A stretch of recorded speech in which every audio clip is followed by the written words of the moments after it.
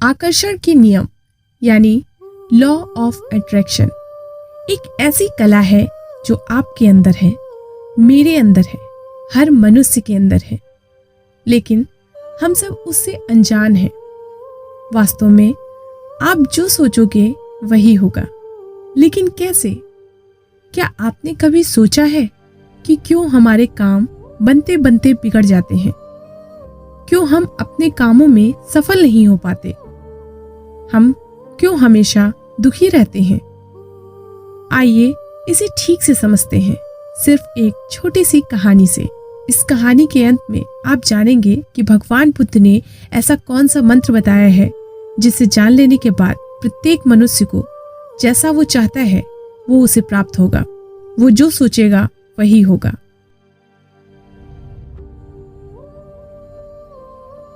एक व्यक्ति अपने जीवन से बहुत परेशान था। उसका कोई भी काम नहीं बन रहा था। सारे काम बिगड़ जाते थे। सफलता उससे कोसों दूर थी। वो कुछ भी काम करता उसे सफलता ही नहीं मिलती। इसके चलते उसके घर में हमेशा अशांति ही बनी रहती थी।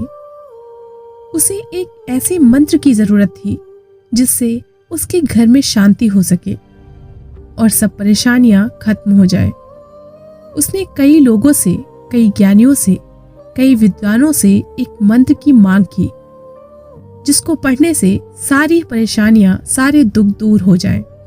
लेकिन ज्ञानी लोगों ने, उन विद्वानों ने उसे बहुत सारे मंत्र दिए जिससे उसकी परेशानी दूर हो सके। उसने सारे मंत्रों को अपनाया, लेकिन कोई भी मंत्र काम नहीं आया। कुछ दिनों के बाद उस व्यक्ति ने एक गुरु के बारे में सुना। उसने सुना कि इस गांव में एक गुरु रहते हैं जो सबके दुखों का निवारण करते हैं। उसने सोचा कि क्यों ना गुरु से मिलकर कोई मंत्र ले ले ताकि उसके सारे दुख दूर हो सके।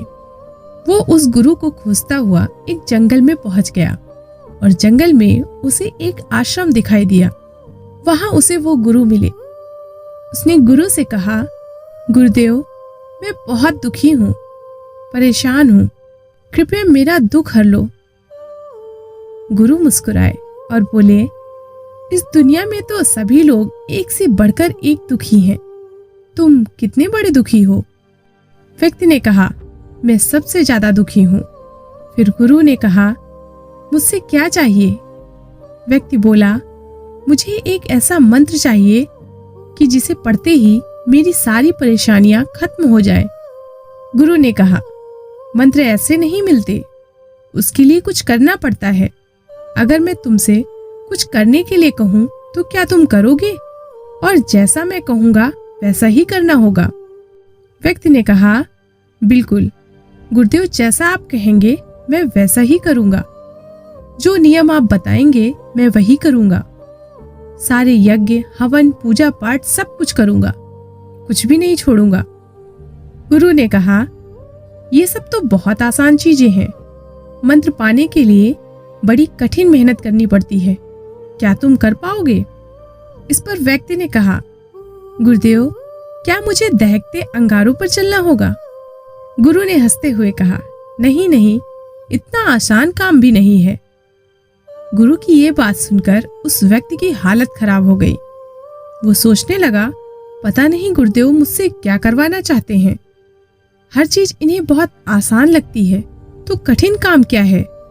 व्यक्ति ने कहा, गुरुदेव, कृपया करके आप ही मुझे बता दीजिए कि मुझे क्या करना है। मैं वो सब कुछ करूंगा जो आप बोलेंगे। गुरुदेव बोले, ठीक है, जैसे तुम अपने घर से यहाँ तक आए हो वैसे ही तुम यहाँ से अपने घर को चले जाना और अपने मन में ये कहते हुए जाना कि मैं बहुत सुखी व्यक्ति हूँ, मैं बहुत सुखी हूँ। ये सुनते ही व्यक्ति बहुत खुश हो गया।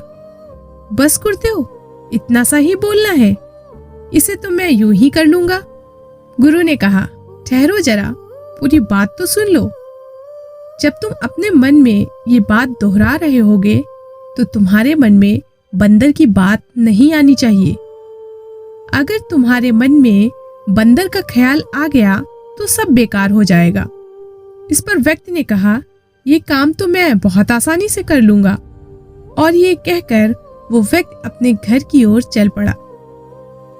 आश्रम से निकलते ही वो अपने मन में कहना शुरू किया, मैं बहुत सुखी हूँ। लेकिन ऐसा कहते ही उसके मन में बंदर का ख्याल आ जाता है। जब भी वो कुछ कहता तो उसे गुरु की बंदर वाली बात याद आ जाती। लेकिन वो ये भी कहता कि मैं सुखी हूँ। जब जब वो कहता बंदर का ख्याल उसके मन में आता, लेकिन जब जब वो कहता बंदर का ख्याल उसके मन में और भी गहरा होता जाता। फिर ऐसे कहते कहते वो रास्ते की ओर जा ही रहा था कि उसे रास्ते में बंदर दिखाई देना शुरू हो गया। उसे चारों तरफ सिर्फ बंदर ही दिख रहे थे। उसने सोचा, आते वक्त तो ये बंदर दिखे नहीं, अब क्यों दिखाई दे रहे हैं। व्यक्ति अपने मन में मैं सुखी हूँ, मैं सुखी हूँ ऐसा बोलता हुआ वो अपने घर पहुंच गया। घर पहुंचकर वो अपनी पत्नी से बोला, बंदरिया, मैं बहुत भूखा हूँ, बंदर परोस दो। मुंह से बंदर शब्द निकलते ही उसका मुंह खुला का खुला रह गया। उसकी सारी मेहनत पर पानी फिर गया।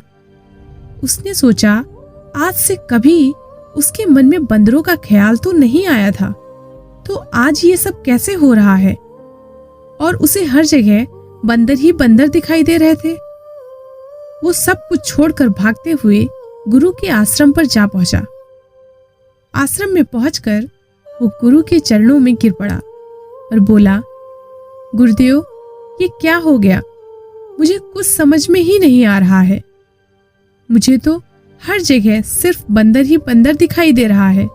ऐसा क्यों गुरुदेव?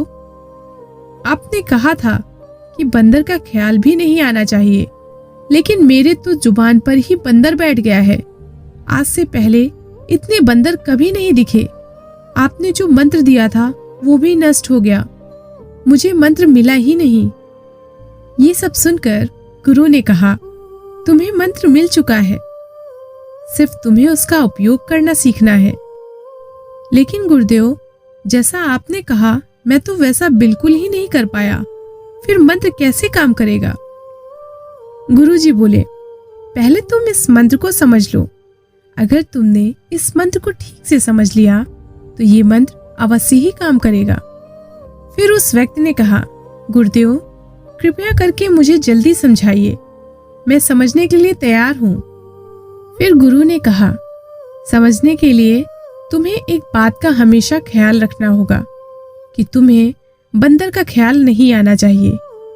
ये सुनकर व्यक्ति गुरु के चरणों में गिर गया और बोला, मुझे तो आपके पीछे भी बंदर दिखाई दे रहा है गुरुदेव।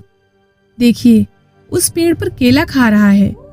उसकी ये बात सुनकर गुरुदेव जोर से हंस पड़े और बोले, देखो, हमारा मन ही हमारा मंत्र है।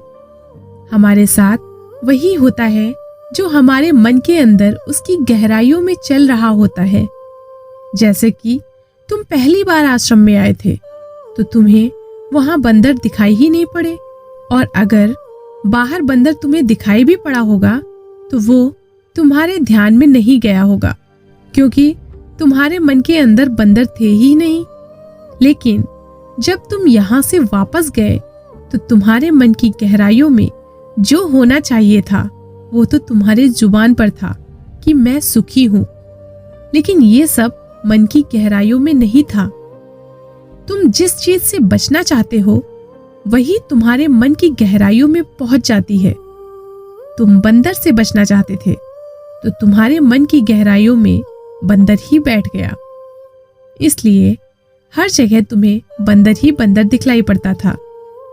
जहां बंदर नहीं भी था वहां भी तुम्हें बंदर दिखा, तुम्हारी पत्नी में, तुम्हारे भोजन में, और यहाँ तक कि मुझ में भी बंदर दिखा। इसीलिए इसे ठीक से समझो। मन की गहराइयों में ये मंत्र है कि मैं दुखी हूँ, मेरे पास कम है, तो तुम्हारे पास जितना भी आ जाए तुम्हें कम ही लगेगा। अगर किसी के मन की गहराइयों में ये बात है कि मैं सुखी हूँ, मेरे पास बहुत है, तो उसके पास जितना भी है उसे हमेशा अधिक ही लगेगा, फिर चाहे उसके पास चीजें कम क्यों ना हो। और अगर उसके पास दुख भी हो गया तो उसमें वो सुख निर्मित कर ही लेगा। जो भीतर से दुखी रहता है उसके पास 36 प्रकार के व्यंजन रहते हुए भी वो दुखी ही रहेगा। और ठीक उसके विपरीत जो भीतर से मन से सुखी रहता है उसके पास अगर सिर्फ 2 सूखी रोटी भी हैं तो वो उसे खाकर हमेशा सुखी ही रहेगा। इसीलिए मन में जैसी धारणा लगाओ वैसा ही तुम्हें मिलेगा, जिस प्रकार तुमने बंदर ढूंढ लिए। फिर गुरुदेव ने कहा, अब तुम्हें समझ आया होगा कि तुम इस मंत्र को कैसे सिद्ध करोगे। व्यक्ति ने कहा, गुरुदेव मैं समझ गया हूँ, हम जो हमेशा सोचते हैं वही हमारे मन में भी बैठ जाता है। मैं लगातार शब्दों का उच्चारण मुंह से जरूर कर रहा था, पर मेरी सोच उन बंदरों पर ही चल रही थी, इसलिए वो मुझे दिखाई दिया। इसी तरह मैं सुख चाहता हूँ, लेकिन मेरे मन में दुख बैठा हुआ है और मेरे सब काम बिगड़ने लगते हैं, क्योंकि मैं हमेशा ही उल्टा सोचता रहता हूँ और इसीलिए ये मंत्र भी उल्टा ही हो जाता है। वास्तव में हमारे मन में जो भी चलता है वो एक साधना की तरह ही होता है। अगर कोई सच्चे मन से साधना करता हो तो उसे फल अवश्य ही मिलेगा। अगर हम मन में गलत विचार रखेंगे तो उसका फल भी हमें गलत ही मिलेगा। इसीलिए अच्छी सोच, अच्छे विचार रखेंगे तो फल भी अच्छा ही मिलेगा। और वो व्यक्ति गुरु को धन्यवाद करके वहां से चला गया। दोस्तों, बुद्ध ने इस बारे में कहा है कि हम अपने विचारों से अपनी दुनिया बनाते हैं, लेकिन हमारे पास दोनों तरह के विचार होते हैं, सकारात्मक और नकारात्मक। ज्यादातर हम सकारात्मक विचारों को ना पकड़ करके नकारात्मक विचारों की तरफ आकर्षित होते हैं। इसीलिए जब भी हमारे मन में सकारात्मक विचार आए तो उसे हमें जल्दी पकड़ने की जरूरत है। वैसे विचारों को जितना जल्दी हो सके काम में लगाने की जरूरत है, क्योंकि एक सकारात्मक विचार को नकारात्मक बदलने में देर नहीं लगती।